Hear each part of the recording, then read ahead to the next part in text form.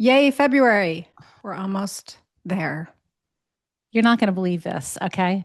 Guess what? You know how my whole thing is like, I believe in doing new things. A key word is for me play for the past year. And it's like, Yes. I had done wonderful things in my life. And I've taken up a new hobby that I'm not ready to announce yet because there Okay. are visuals that will have to be associated with it. So I'm not ready to announce it yet. But when I Oh do, I'll be boy. Sounds prepared to bring exciting. it is. I'm very excited about it. And then you won't be that excited about it, but it'll be fun for you. Okay. And but the other thing I'm doing, you're going to be so, I can't wait to get your reaction. Dare I say, I think you're going to be jealous. Not that I would ever want you to be jealous, but I think you're going to be jealous of this one. Okay. Wait till you hear Do what I'm going to be doing. tell. Oh my gosh. I get such a kick out of this. So I made a new friend this week. One of Vanessa's really good friends has a really nice mother, and the two girls have been saying forever, the mothers have to meet. Both of our moms are so nice. So it's true. We're both very nice. we, we met for tea the other morning. Facts. Facts. Yes, yes. Anyway, she actually was so nice. And we met for tea. Her name is Marnie. And we met for tea for a couple of hours. We talked very comfortably, like very unpretentious, down to earth, nice sense of humor, I deep have conver. a question I have to just ask quick before you finish. Is it because you have a friend named Marnie? I do not have a friend named Marnie. I've never even met anyone named Marnie. Oh, Never heard of anyone named Marnie. But wow. how do you establish that you're meeting for tea and not coffee? Oh, because we made plans to meet. And I don't remember which one of us said coffee. I think it might have been So it actually started with Marnie. coffee. And then she said, actually, I don't drink coffee. So then I thought, well, Ah. I'm not really a morning coffee drinker either. For me, coffee is a dessert, or I don't even drink it at all. Opposite of you, we know.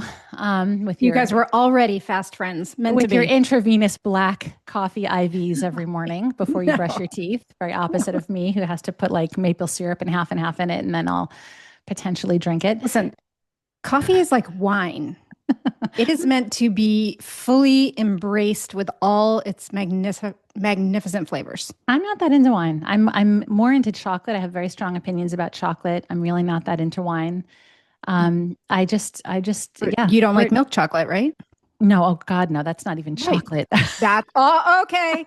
That There we doesn't go. even count as chocolate. I See? like chocolate milk. I'll flip it See? around. I like chocolate milk, of course. That's exactly how I feel about coffee. You put milk in it, it's not coffee. I like anything chocolatized, you know. Okay, you put milk in coffee and it's not coffee. Oh, You yeah, put yeah. milk in chocolate, it's not chocolate because you appreciate the flavor I of chocolate. deeply respect your position on it. I'm not joking. I'm sure you are a better judge of coffee than I. I'm not proud to say I have to turn it into a dessert in order to enjoy it. But I'm just being honest. That is, there are things I will It's actually okay. like put a stake in the ground on, like whether we talk about quality of chocolate or something, then I'll get impassioned. I know you are the coffee person between us, no doubt about it.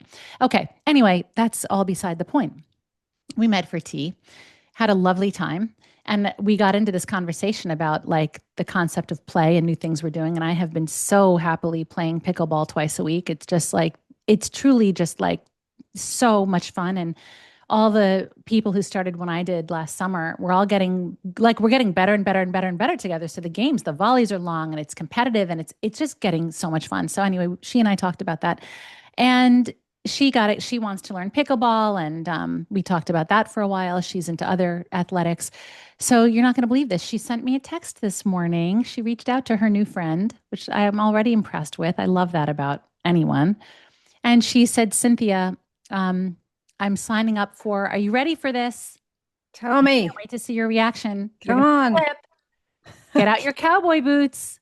Line dancing. Oh, nice.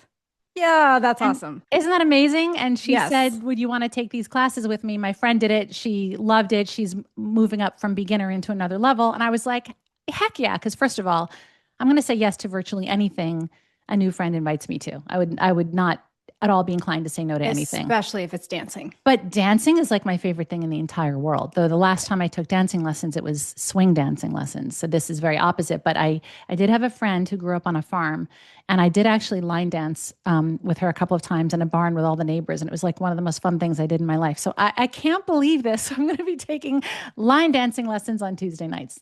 I love it. Anyway, so that's that. And so we're very early in the new year, and I'm already taking on two new things to add to the list I began last August with pickleball. Okay. Look at me. I'm just Line defining dancing. myself. And what was the other one? Oh, that's the secret one I haven't announced yet. Okay. It's not a Yeah. big deal. I don't want to create a huge buzz around it, but it's a fine motor skills, creative activity that I've always dreamed of, and that's all I've always just marveled at. And I've now, yeah, my son like bought me as one of his Christmas gifts to me, like all the supplies I could possibly need. And I was looking at it like, all right, I better, You because gonna start making jewelry? it was such a thoughtful gift. Excuse me? Jewelry making? No, that's a good guess though. Very good guess. That's a good guess. No. So I'll announce it soon. I guess when I'm ready to share some pictures, I'm going to be announcing my new creative skill. But the point of the conversation, I think, is to our listeners: how are you playing in your life? And I've talked about this in my postpartum group a lot. And I know when I was postpartum, if anyone had said that to me, I'd be like, "Oh, right, like that's you're hilarious to suggest I should play when I'm trying to make sure I can even eat lunch every day." And but truly, how do you get laughter into your life? How do you get play into your life? How do you get movement into your life? Exercise doesn't have to be exercise. You know, you can just find an activity that just makes you so happy. And obviously, it's hard with a baby, but do have the intention, I believe, of expanding yourself. Read it. Like, remember when we started this podcast, I kept saying that this is going to be so hard for me because I'm not technical. I think I'm really technical now. I think I hear other podcasts and I hear things all the time that I would have corrected or done differently or fixed, and little mistakes that are getting by. And I'm like, wow, I mean, first of all, we should lighten up and not care so much. But second of all, I'm highly technical. And who would have thought at that point in my life, I would be able to see myself differently? So for everyone listening, no matter what your age, you can see yourself differently if there's anywhere that you aspire to something different. But we all deserve play and laughter and connection. You know, I mean, I guess that's enough I can say about that, but I do feel this is one of the most important things in the world, and it usually takes the lowest priority. And for too many years for me, I focused on getting through graduate school, my career, and my free time. I was teaching finance classes at UConn in my free time, and I thought that was awesome. But now I just have a much better sense of I don't know. I just the creativity, the creative space. Yeah, that is something that I very much noticed in the years that I was raising children was missing in those years. Um, I f- you need to have that time and space for creativity in order to feel like you're fulfilling yourself. And for me, when I was raising children, I wanted that to be through baking bread and making muffins and creating home and drying baby diapers in the sun, but it just wasn't the reality. And it was hard. I do think that when you don't have that time and space for creativity in your life, you do feel like you're missing out. But it is really tough when you have little kids. And I feel that now at this stage in my life too. You and I both have kids they don't really need us anymore. My youngest is 14. Your youngest she's 16? 16. Kids off in college, like there's so much more time and space now to bring these things into our life. I really feel that at this stage in my life as well. But I think you can find small ways with young children in the house to find that. But also, you have something to look forward to because when your kids are grown and out of the house, that is all going to come back. That space is going to expand and be there. And then you have to step into it and run with it. Well, we have our book club, and I wasn't even thinking about that, but that is a sense of connection. I mean, we've invited women to just join in our discussion or they can watch the videos, but that is a sense of like women are saying it's just really fun. They love listening to it. They love, especially a book like this one that's exploring this friendship. And when Alex was really young, my husband and I did what we called date night every Friday night religiously. We would put Alex to bed and we played games every single Friday night. We went through a huge phase of chess where our games got 3 hours long, very intense, actually a little too intense after a while. And I was like, we needed a much lighter game. Then we went through a big Scrabble phase. We went through a big Rummy Cube phase. There was another game, but we just played games on Friday nights. And it was so much fun. There's some of my best memories, just sweet memories of when we had a little baby sleeping in the next room and we just played hundreds of games. I still see all the scorecards in the boxes, and it's just really nice. Yeah, there's always some way. Or do you have joyful friends? Do you have funny friends? Do you have people who lighten you? And that also should be a goal. We need people who lift us. Levity, more Yeah. levity. Yes. It's very easy to get bogged down in the seriousness of life and the stress of life. And you have to balance that with Yeah. play and levity. Yep. So I'll let you all know maybe by the next Q&A how line dancing is going. We want videos. We don't want to just hear. We want videos. God. I'd rather post pickleball videos at this point than line dancing. Well, fine. Share some pickleball videos. I don't think my teammates will appreciate being recorded.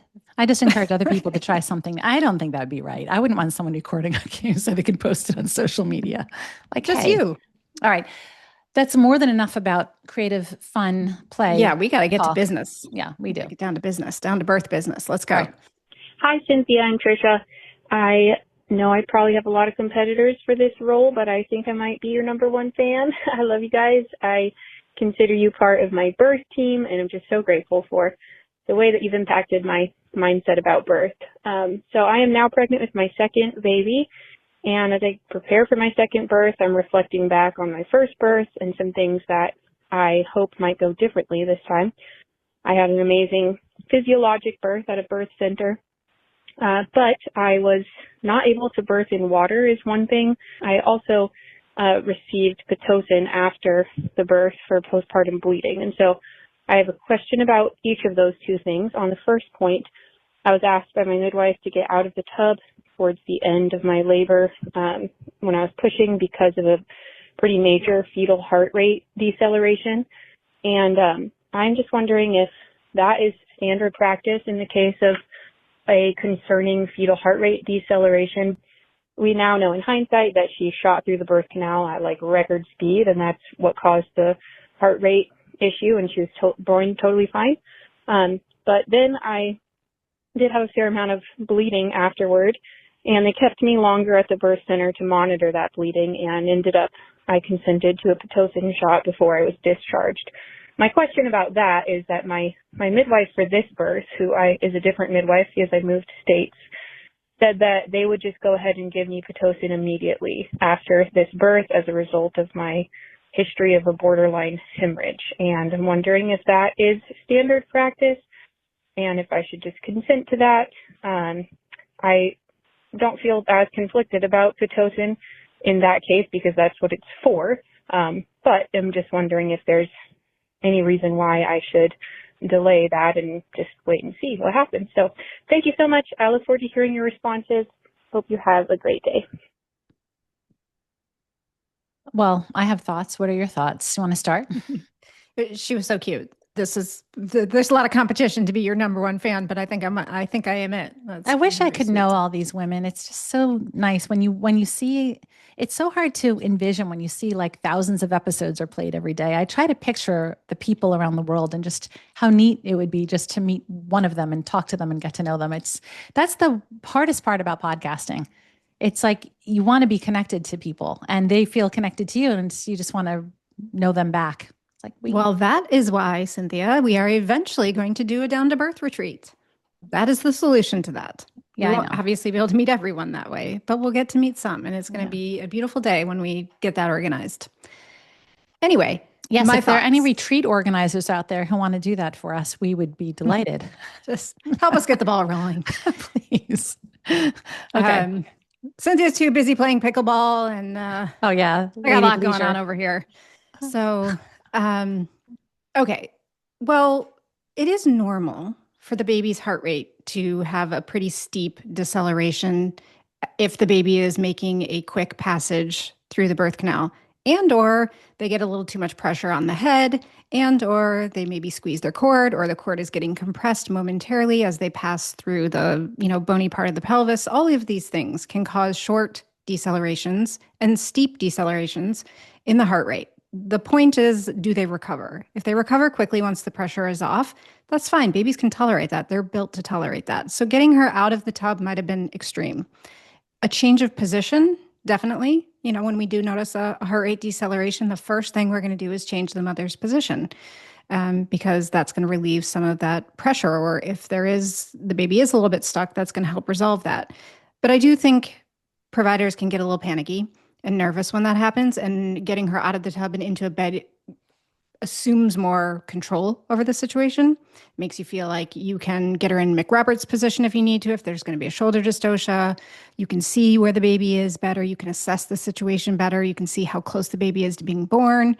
But probably getting her out of the tub resolved the situation, and also a position change would have likely have done the same thing, still in the tub.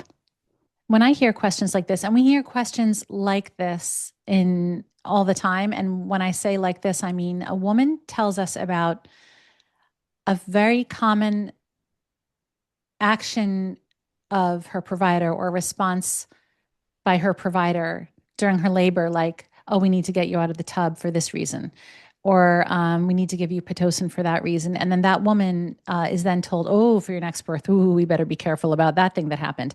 And what always gets my attention is that it's so common these days that women are told to get out of the tub for no reason.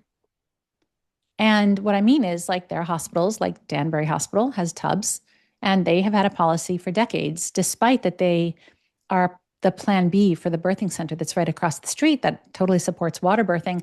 In the hospital, they say, nope, you have to get out before the baby comes out. When you're 10 centimeters, you got to get out. That's very, very common. I can't tell you how many clients I've had from all over the country who plan a water birth and they say, Cynthia, what do you think about the fact that they have a tub, but they're going to want me to get out before the baby comes out? So when this woman says that she was told to get out because of decels, I'm a little cautious / suspicious of decels to begin with. And you know why? Because just a quick decel doesn't really mean anything. It not only has to be a certain deceleration, it has to last a certain amount of time. Yes, the whole key is if it bounces back. You covered that exactly. But if it just goes blip and it's low for 2 seconds, as you said, it bounces back, but it's technically a decel. And I can't imagine how many millions of women have C-sections, amniotomies, Pitocin because of a supposed decel. I think it's one of the easiest things to say to a woman to get her to change her course of action. It's a very scary thing to hear.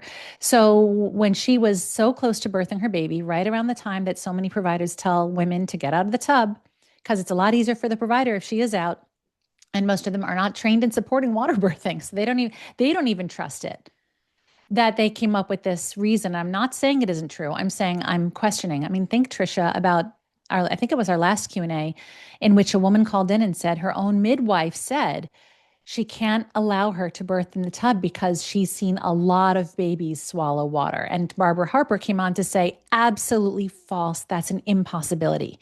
So if you have a woman like that, a midwife like that, who then waits until that final moment and goes, ooh, decels, you need to get out. I can't help. Look, I've grown a little cynical over these things over the years, because when you hear stories literally thousands of times that mirror each other, you grow a little cynical, meaning it's not that we blanketly can't trust things, but if I were that mom in labor and had the lucidity I have sitting here comfortably talking about this, I would be questioning the decels. But that's a very hard thing for a woman to question. What is she going to say? Well, how low were they? Were they sustained? How long was the heart rate low? Did it bounce back? No woman's going to be doing that. She's going to respond, because you're not going to take the risk. So what concerns me is when that woman is then told, ooh, for your next baby, oh, your first baby was big. Oh, we got to get that baby out sooner and induce you. Oh, you hemorrhaged the first time. We're going to have to. Oh, you were groupie strep the first time. Like, all the time they're doing this. So I don't know if there is a protocol. I haven't heard of one that if a woman hemorrhaged the first time, she should have Pitocin the second time she's giving birth. I don't think that would be evidence-based, but have you heard of such a protocol? By rote, they just do it again? For a second, I just want to go back and finish on the deceleration comment. I hear where you're coming from, but it's not to say that under every situation, under every circumstance with a deceleration, that midwife suggesting she get out of the tub would be wrong. I've been at births where a woman does need to assume a different position. And if she doesn't feel confident to do it on her own, which is sometimes the case, the midwife is going to give some direction and instruction, because if there is a true problem with the baby's heart rate, we're going to need to get out of the tub anyway. We're going to need to make a transfer. We're going to need to get in the bed. We're going to need to assess the situation. So I think the point I was making is, how can we know which is which? And no one is going to take that risk. But then when they use it against her for her next birth, that now compounds, like that's not justified. So it makes Definitely not justified to it use makes it me against less trusting her of the birth, first scenario. her next birth. Yes. Yeah. But it's also policy that she was in a birth center. She wasn't at home. Even birth centers and hospitals, they have policies around these things. If there's a deceleration, it's probably in their protocol that they get out of the tub. So this is just another example of where being in a policy-driven environment for birth can alter your birth versus being at home where those rules don't exist. And I guess if her birthing center does strongly support water birthing, then I would trust it. But it's hard to know. It's kind of like if you get an episiotomy and the obstetrician is like, oh, believe me, you really needed it. And they do them 80% of the time. You'll never know if you did. But I know midwives who have done them. Every midwife I know has done them at least once. I know many who've done them 5 times or fewer. I would trust that midwife. If that midwife who's hardly ever done an episiotomy said to me, oh, believe me, you needed it, I would not question it. So that's what I'm saying. Like, I guess I would, again, my key point is I always feel for women when there's nothing that they can prove, just like hemorrhage is another one of those things. But then when she's told, oh, for your next birth, we're just not going to let you. Well, why not? It's a new baby. It's new conditions. And I think that's not fair to that second baby or to that mom. Yes, I agree with you regarding the Pitocin for the second birth. I don't think you have to have a preventative prophylactic Pitocin shot just because you needed it the first time. No. I mean, it works quickly. If you are in a situation where you're hemorrhaging, that is why we have it. That is what it's used for. But of course, it's routinely done. It's standard practice to give Pitocin with the birth of the baby. So they're going to use any reason they can to try to get a mother to agree to that. But she certainly doesn't need to. And just for the record, in my opinion, and I'm quite sure you're going to agree with me, there is no comparison between a simple intramuscular shot of Pitocin postpartum and a woman who's given Pitocin for, quote, labor augmentation, pumping her with Pitocin while she's still laboring. There's no comparison. You'd want to do the shot postpartum 100 times over getting Pitocin unnecessarily for induction or labor augmentation. So it's not a huge deal to get a shot of Pitocin after the birth. I'm just saying here is a woman who clearly has a preference not to. She's called in and asked us. Yeah, and I don't think it's justified, but we so often see women are told, oh, for your next birth, I'm just going to tell you right now, blah, blah, blah. We hear that all the time.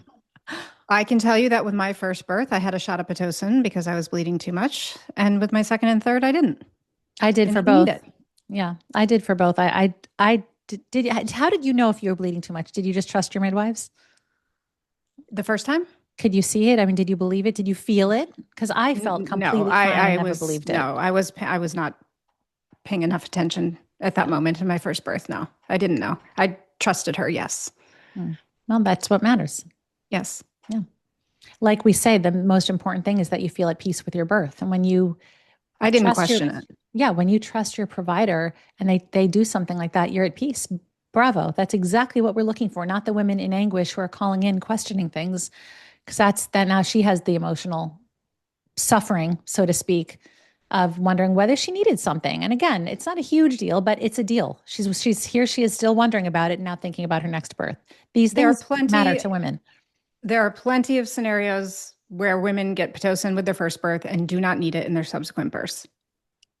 Cynthia and Trisha, I so appreciate your podcast, which I recently discovered this past year as I prepare for my second birth, which will be a home birth. After birthing my son 3.5 years ago in the hospital and having a very negative experience with my OB, she did several things without my consent, such as sweeping my membranes at my 40-week appointment, not telling me, and then telling my doula after the birth that she had swept my membranes. She also gave me an episiotomy without telling me or asking me. I heard her do it. I heard the snip. And then after the birth, she told me that she had snipped me because I was going to tear up into my clit, which were the exact words that she used. And so my question for the both of you, as I prepare for my home birth, I'm going the complete opposite route this time. I'm as you know, under midwifery care, and I'm loving the model of care as compared to what I experienced with my OB. But my question is whether I am more likely to tear because I've had that episiotomy. I'm not sure if with the scar tissue, it makes me more susceptible for tearing. Would love to just hear your thoughts on that. Thank you so much for your show and all the work that you do. And I hope you have a great day.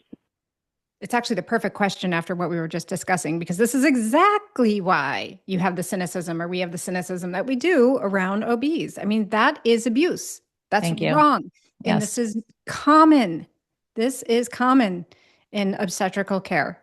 She swept her membranes without consent. Just keep your mouth shut. If you did something without somebody's consent, that's a violation.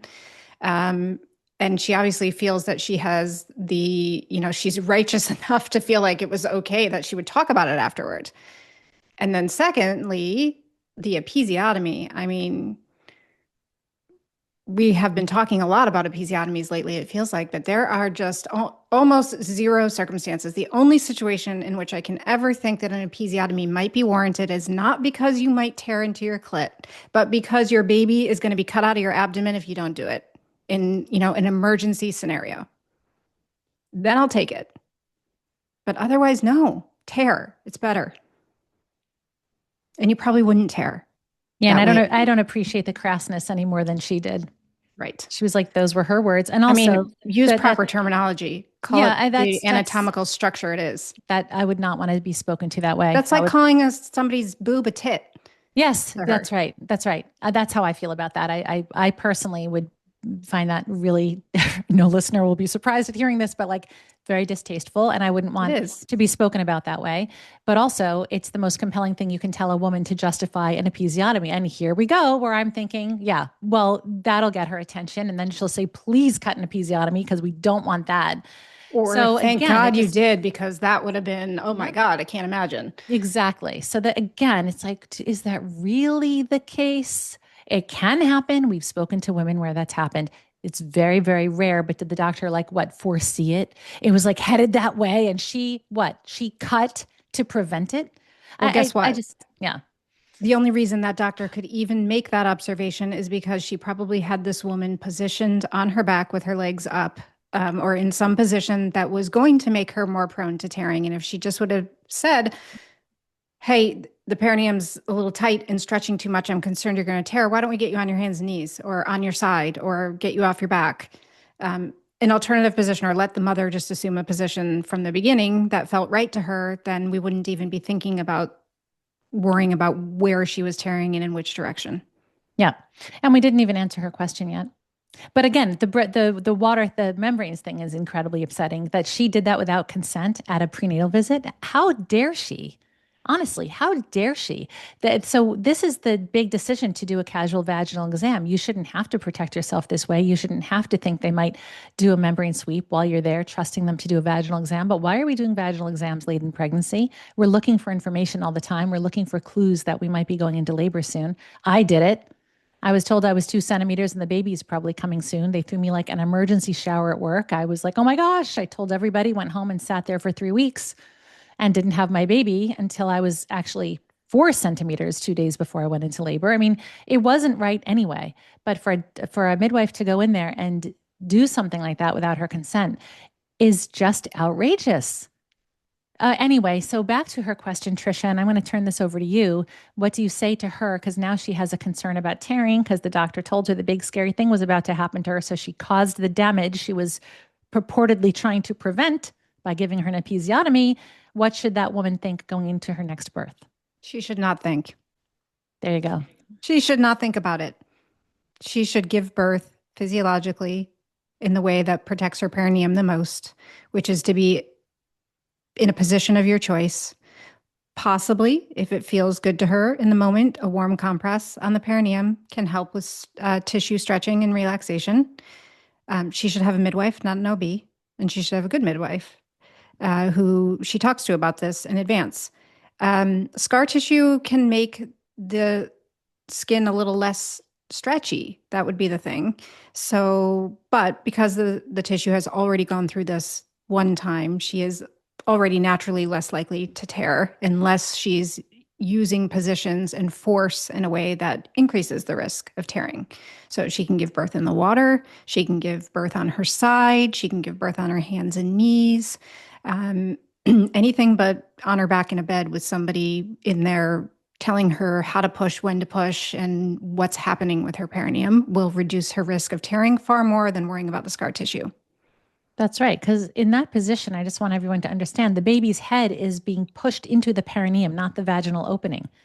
So that's what can cause that. I do think of the first couple of women I ever taught who had third or fourth degree tears, and they had absolutely no tearing the second time around. I think they took measures to take care, but they had absolutely no tearing. And they must have had a ton of scar tissue internally and externally to suture up those tears. The other point to remember is that the vaginal tissue heals really, really well. So we tend to think of scar tissue in the sense of if we get, a cut on our arm or leg, and the scarring that we see can sometimes be really substantial and significant. But in the mouth and the vagina, it's a different tissue, and it actually heals differently and really, really well, and it maintains more elasticity. So I do not think we worry about this or even think about it. I think her focus should be on preventing perineal tearing through all the natural approaches that we have talked about. We actually have a really extensive Patreon event on this where we talked about this for an hour. We talked about all the ways in which you can reduce your chances of tearing. And additionally, we did an episode where we discussed this just a few weeks ago in the first week of February, I think number 353. 353. Easy one. All right. So lots of, there's much more to consider than the scar tissue is the point. Hi there. I'm just calling about my new pregnancy. So my last baby, she was OP. They didn't realize when I was in labor. I had a 15-hour labor, and I was pushing for 4 hours. And my midwife told me just when I was postpartum in the hospital with my first that it is likely I might just have OP babies. I was completely unmedicated, no epidural, didn't have any medication. So it was brutal. It was very painful, and I'm obviously excited for this next baby, but I just am really looking for hope, I guess.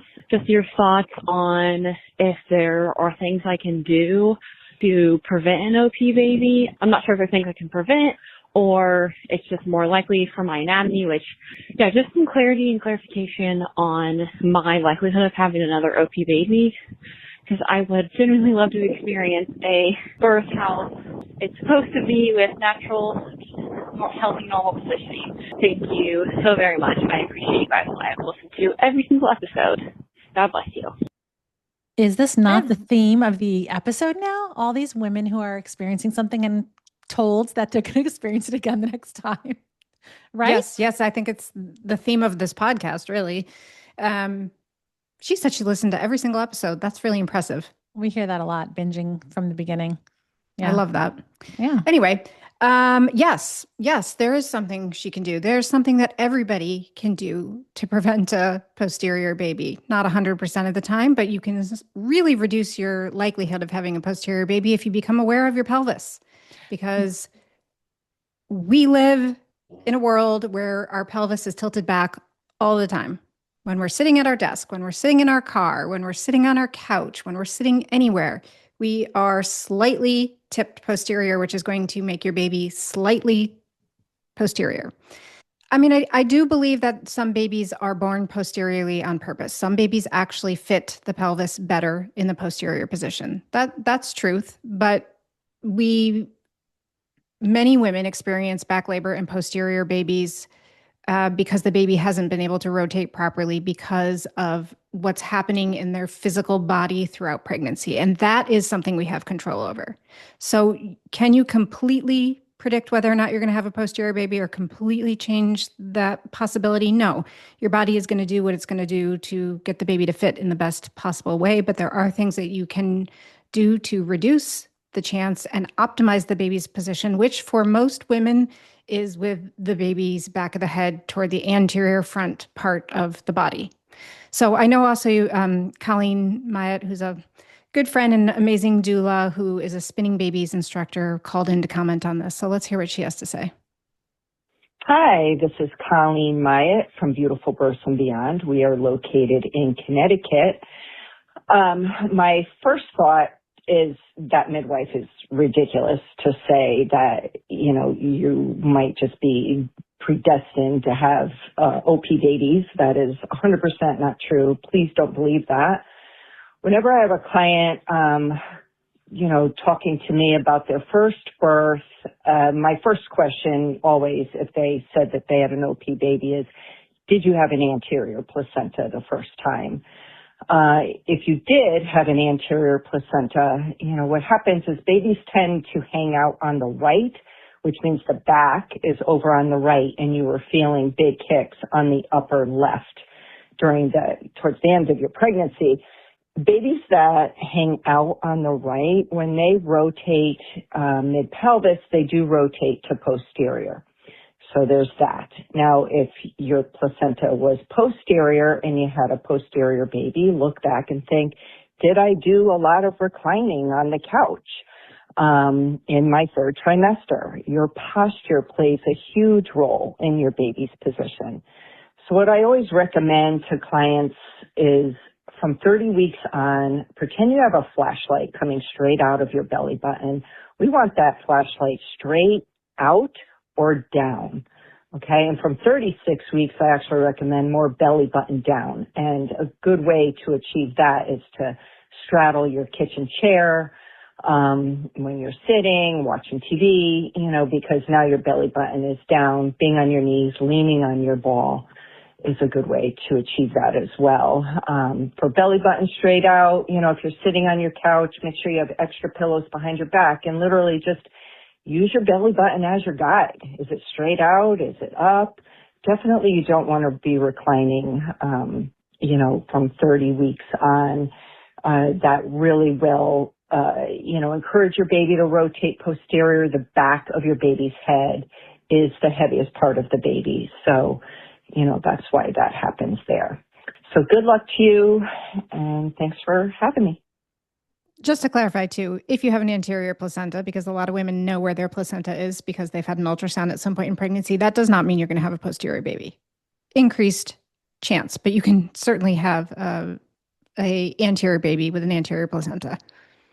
Yeah, I think she was saying that because if the woman had an anterior placenta, meaning it's on the front part of the belly that you can rub with your hand, if it's right around there, that would increase the likelihood of an OP baby, a posterior baby. And I think she was just saying that if you did have that, don't even eat all the more, you shouldn't even think about it, because that had to do probably with where your placenta was in the first place. But there's so much you can do to influence it, as you both explained. All right, let's see what's next. Hi, I'm 13 weeks pregnant with my second baby. My first baby was a home birth, and it was such a good birth. My water did break, though, on my actual due date with no contractions. So my midwife gave me like 9 hours to make sure that if my body could go into it naturally, and then after that it didn't. So I had to get a balloon catheter put in, and then I got a castor oil drink from my herbalist, which is also like connected to my midwife, which was so yummy. But I want to know why my water broke and if that's going to happen again with this birth. I don't know how I could make sure that it doesn't. So any tips and tricks to make sure that it doesn't happen again would be great. And then another thing is that I wanted to make sure that I don't end up having to make sure my midwife knows to not send us to the ER for next time. My first baby had a heart murmur. And we went to the Children's Hospital in Phoenix. I'm traumatized from that. So I want to make sure that I can hopefully avoid going to the ER for next time if my baby has another heart murmur. It went away when we went to the NICU, but they kept us because the doctor at Phoenix Children's was making sure that I could know that I was going to kill my baby if I didn't give her the antibiotics. I feel like I'm not describing this well, but it was overwhelming. So if my baby has another heart murmur next time, will my midwife understand my first baby did as well? It's the same midwife. Thank you. Okay. Lots of problems in this story. Mm-hmm. One, her midwife gave her 9 hours after her water broke. Not nearly enough. It's not even justifiable at all. It's nowhere. I mean, No. Nobody does that. No, the Nobody most does aggressive 9 hours. OBs usually do 24, and some of them try to dare Or do at least 12. 12. I mean, yeah. I feel like that's the bare minimum. But they don't need to do it at all. If you're GBS negative, stay relaxed, stay hydrated. Yep. Don't need to do it at all. Keep things out of the vagina. Let your water be broken. 85% of women will go into labor within 24 hours, 95 plus within 48 hours. So it's unlikely that you're not going to naturally go into labor if you just give it time. And if after 48 hours you still haven't, then maybe you can try some castor oil. You don't need a balloon catheter. That's introducing infection risk by putting something in the vagina when you have already ruptured membranes. And did she say, by the way, that she thought the castor oil was delicious, or was that sarcastic? It was sarcastic. Okay. It was very subtly sarcastic. This is where having a dry sense of humor, it was very apparent to me. This is where having a dry sense of humor, she was like, which was so yummy. No, that was sarcasm. Yeah. Okay. Yes. So sweet Trisha. It's so endearing. Oh, I just always believe everybody. It's so sweet. And then the heart murmur thing. So first of all, it's probably not going to happen with her second baby. Second of all, that's not an ER visit, in my opinion. That's contact your pediatrician. Make sure she has a pediatrician in advance. Her pediatrician, who she currently uses with her child now, should know about this. And her pediatrician would be the first point of contact, not an ER. Totally agree. That sounded like the midwife was covering her own bases. She wanted to be able to say later, well, I sent them to the ER. It didn't sound rational to me. The pediatrician would be far better equipped to determine if that's a concern than someone in the ER. And yeah, a murmur is generally not a life-threatening scenario, even in a new baby. And so to hear her say she was traumatized by having her baby in the children's hospital, I guess in the NICU, we hear that all the time. I know. Can you believe that? And then they did what? They didn't let the baby go? We hear this not only that, all but the time. The emergency room is the last place you want a newborn baby. That is one of the most unsafe places for a brand new baby. You don't go there unless you are truly in an emergency scenario with your baby. And this was not that. So of course she's traumatized. That's horrible.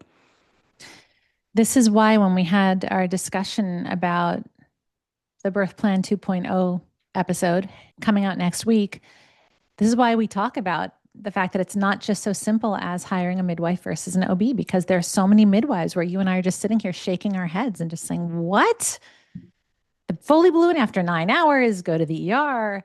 And that's something that we wouldn't agree with, and many other midwives wouldn't either. But again, I just want to give a nod to all of the parents and all of the women who have babies in NICUs and how they can't get them out and how terrifying it is. And she said she was traumatized, and I totally believe her. I don't think we can even comprehend how terrifying it would be to have someone basically holding your baby captive. And when you think the baby can be released, they keep coming up with excuse after excuse before they, quote, let you get your baby back. I think most of us would lose our minds. And I think these parents do. And this is why they're traumatized from it. I feel so deeply for these parents. Of course, they want to avoid that at every cost. The NICU has truly become the moneymaker of the hospital, and they will keep your baby every single day that they can for the smallest possible reason. You have to fight tooth and nail to get your baby out of there. And these are people who obviously then have no respect for babies, no understanding what babies need, or even have a sense of what is safest and healthiest for a baby, which is obviously to be with their parents, obviously. So it's again, it's just another crime going on under our noses every day where women are left to feel completely powerless against the big dreaded, quote, policies that they're facing, which aren't the law. Policies aren't the law. You have to remember that. You do have rights, but parents shouldn't have to worry about that after giving birth.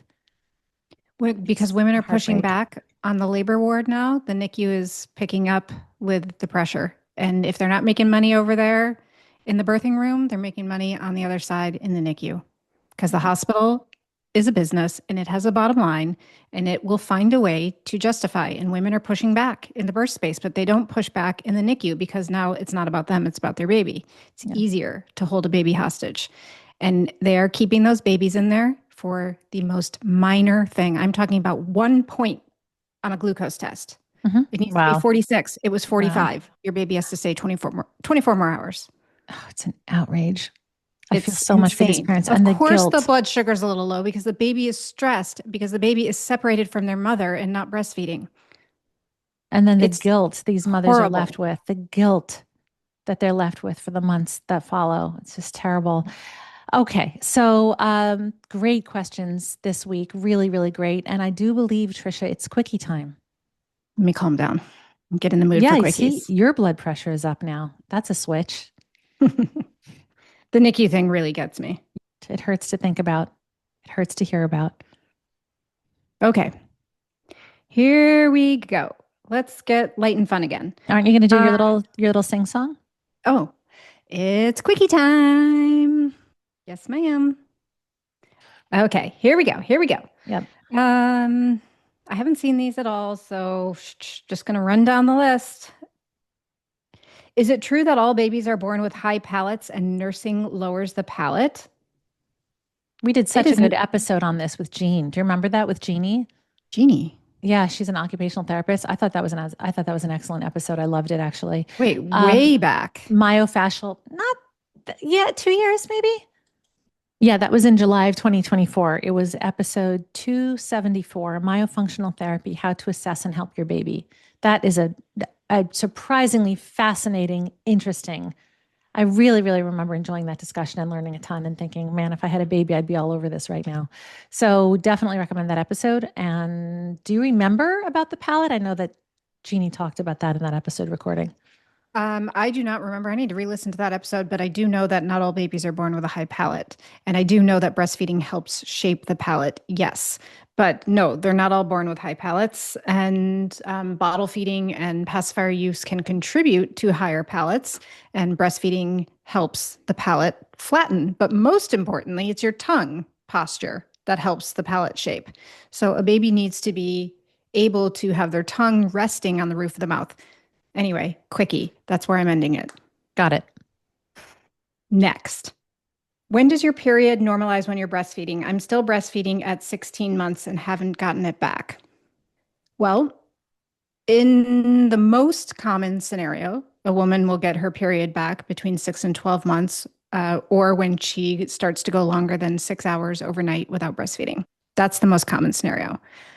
But given the history of how irregular women's periods are and how much infertility is out there, it seems like women getting their period back after breastfeeding is taking longer and longer and not happening as easily for women. And I think it's probably related to that.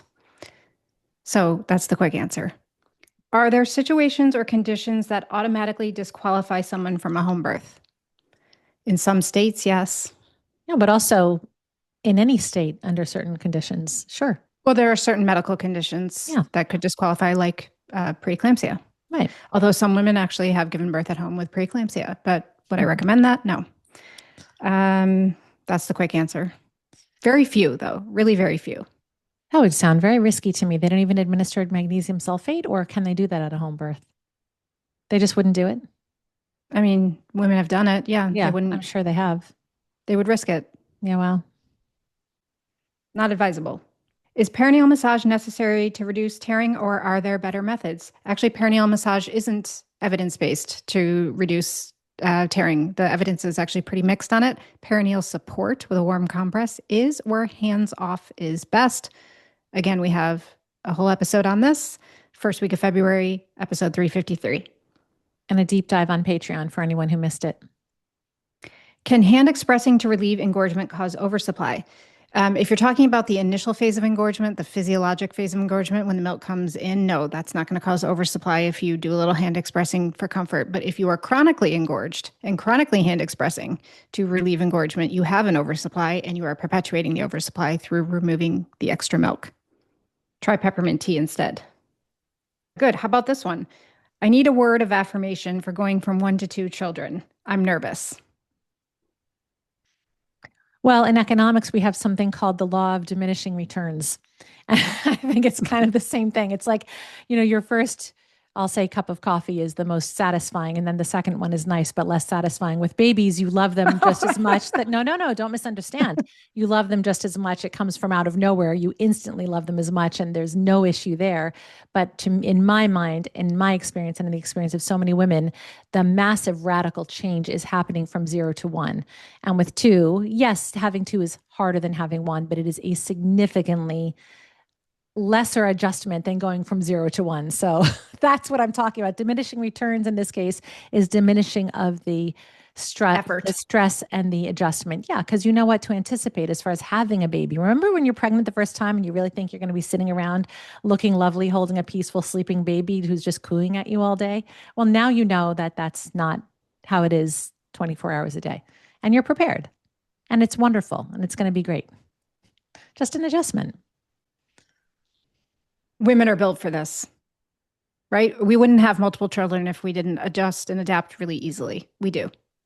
Like, no one regrets having that next baby. Even if it's an adjustment, you're still gonna be like, oh, thank God I had you. Thank God we have you now.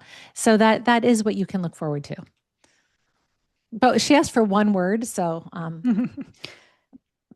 innate. Okay, if we had to pick one word, what would it be? Capable. I was just going to say the word capable. No. I swear, I was just going to say the word capable. But I swear, I just hesitated because I thought it sounds, I don't know, boring. I hesitated. No, it sounds, or like pep talky, or like you're capable, you can do this. I don't like when people say things like, you've got this. You got this. I don't like that. But I was actually sincerely thinking the word capable, like actually you are capable. It's true. That's why the word came to me, because that's how I reflected upon it. I was capable. Anyway, and you will be too. You are. Yeah. Favorite timeless beauty tips?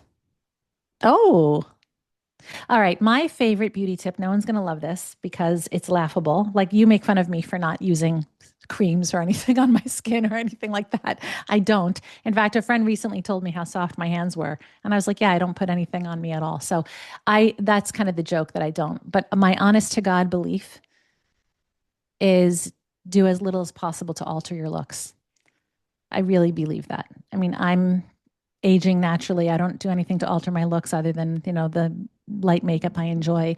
And I think that when women start criticizing themselves, not liking the first few wrinkles, looking to get rid of them, looking to change themselves, God forbid, start doing injections and altering themselves, I think you fast forward 10 years and you might wish you could go back a little bit. And I just think like we're supposed to change and let your goal be to feel well and to feel healthy, because if you look healthy, that's a beauty tip. Looking healthy is attractive, period. Like that's it. You don't need eyebrows that go a certain way, lips that look a certain way. You don't need anything to be different about yourself. You just need to feel well and feel healthy, and you'll look healthy. That's my sincere belief. I didn't make this up. This was always my belief. People used to joke with me in my 20s, oh, wait till you get older, you're going to dye your hair, you're going to change. I was like, oh, maybe, but I don't believe I will. And now I feel stronger about it than ever. So do I see myself changing? Of course. But I try not to suffer with it and to expect change, because that is the one fact of life. It's change. What do you want to say? Sleep. Honestly, this is where Trisha says it was a quickie, Cynthia. Sleep, right? Sleep well. Yeah, you when you can. You are amazing at sleep. I think of you every night when I go to bed too late. You do? You think my of me God. every night? Well, I do. Yes. Be flattered and enjoy that. I do. Because I feel a wave of admiration, a little shame, because I'm like, oh, Trisha's been sleeping for 2.5 hours, and here I am. That's what I think of every night when I go to bed. I'm like, oh, she's been sleeping since 9:30, so good for her. Maybe 10 o'clock on a late night. So that is a fabulous. It's my number one priority in life. Yes. Good sleep. Yes, you take very, very good care of yourself. Now, again, I did not sleep well when I had young children. And that's also why I prioritize it so much now, because I feel like I'm making up for so many years of sleep deprivation. So I understand women are not, they're going to be like, sleep. Who gets that? You will. And when you can, make it a top priority. It's the key to your health, good sleep. And this brings us full circle because we started the episode saying, okay, maybe right now, starting something new, reinventing yourself a little bit, finding more play in your life is a little difficult right now. But I said, make it a goal in your life because there's a lot of life to think about. And as you just said, make it a priority. You had severe insomnia after having North, and you suffered and struggled a lot, and you really cared about fixing and changing that. And now I think you can't wait to go to bed every night. I really believe that. Am I right? Absolutely. I go to bed at night and I am like in heaven every night when I lay my head on the pillow. And I close my eyes, and the next thing I know, I wake up on my own without an alarm, naturally, and I'm never tired. Yeah. I wake up without an alarm too. Amazing. I've never had an alarm. Yeah. Even when I worked in business, I never had an alarm my whole life. But that's taking rested. work and time. Yeah. Yeah. I feel rested every day. Well, with that, now that we've come full circle, and hate to have to throw this in, but we have another recording starting in 5 minutes with a guest. Boy. Okay, so let me just make sure we didn't miss any. Let's just make sure we don't have any last quickie that must be answered. Okay, we do have to answer this one real fast. Let's just say the answer is yes. Is it a yes/no question? Yes, and the answer is yes. Okay, good. Okay. So they don't even need to hear the question now, or what? Okay, what was the question? I need to know. What did I say yes to? Yeah, never mind. We're good. No, I need to know. You have to say what it is. Oh, no. Okay, fine. Can you show up to the hospital in labor and deny the C-section even though it's highly recommended? Yes. Okay. Thank you, everyone. These were awesome questions, fabulous questions. Call 802-438-3696. That's 802-GET-DOWN. Bonus points if you know the area code of 802. Vermont. I know you know it. So thank you for the questions. And what else? Don't forget that our episodes are all now on video on Spotify. So watch us there. You can watch us on YouTube or you can watch us on Spotify. So many opportunities to watch us. That's it. Over and out. Bye.